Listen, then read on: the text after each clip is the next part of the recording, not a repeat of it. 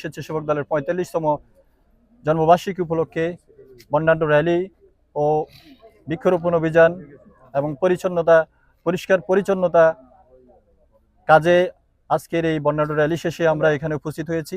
আমাদের সামনে উপবিষ্ট নেতৃবৃন্দ আপনারা দেখতে পাচ্ছেন, ইতিমধ্যেই আমাদের নেতৃবৃন্দ বক্তব্য দিয়েছেন, কিছু কথা রেখেছেন। আমি শুধু একটি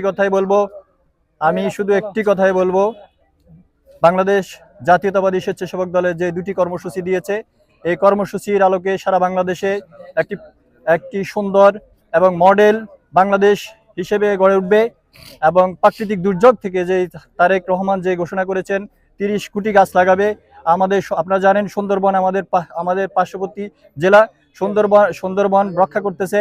আর প্রাকৃতিক দুর্যোগ পাশাপাশি বাংলাদেশের এই প্রাকৃতিক দুর্যোগকে রক্ষা করার জন্য আমাদেরকে যে বৃক্ষরোপণ অভিযান দিয়েছে, বৃক্ষরোপণ করলে আমরা প্রাকৃতিক দুর্যোগ থেকে আমরা বাঁচতে পারবো। এবং আজকে যেই কর্মসূচি দিয়েছে স্বাস্থ্য সেবার কর্মসূচি, পরিষ্কার পরিচ্ছন্ন, আপনারা জানেন স্বাস্থ্যই সকল সুখের মূল। স্বাস্থ্য ভালো না থাকলে আমাদের কোনো কিছুই ভালো থাকে না।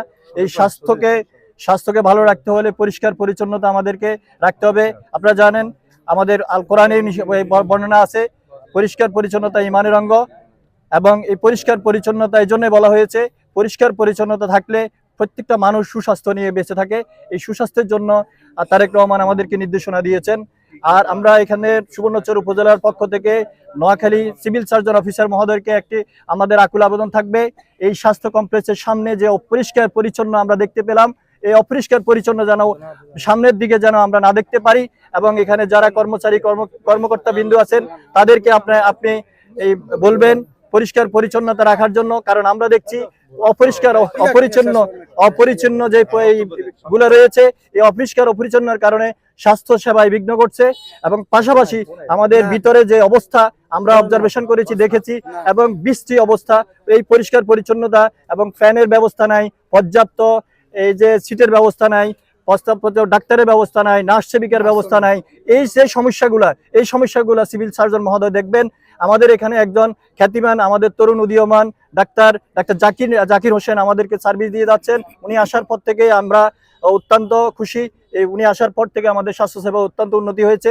তার পাশাপাশি আরামুল স্যারকে বলবো, সুবর্ণচরের এই স্বাস্থ্য কমপ্লেক্স আমাদের এখানে 5 লক্ষাধিক জনগণের জীবনযাত্রার মান নিয়ে বসে আছে। স্বাস্থ্যসেবা দেওয়ার জন্য, প্রাথমিক চিকিৎসা সেবা দেওয়ার ক্ষেত্রে আমাদেরকে অত্যন্ত দক্ষতার সহিত কাজ করার জন্য আমি সিভিল সার্জন অফিসার মহোদয়কে দৃষ্টি আকর্ষণ করব। আমি আমার সংক্ষিপ্ত বক্তব্য এখানে শেষ করছি।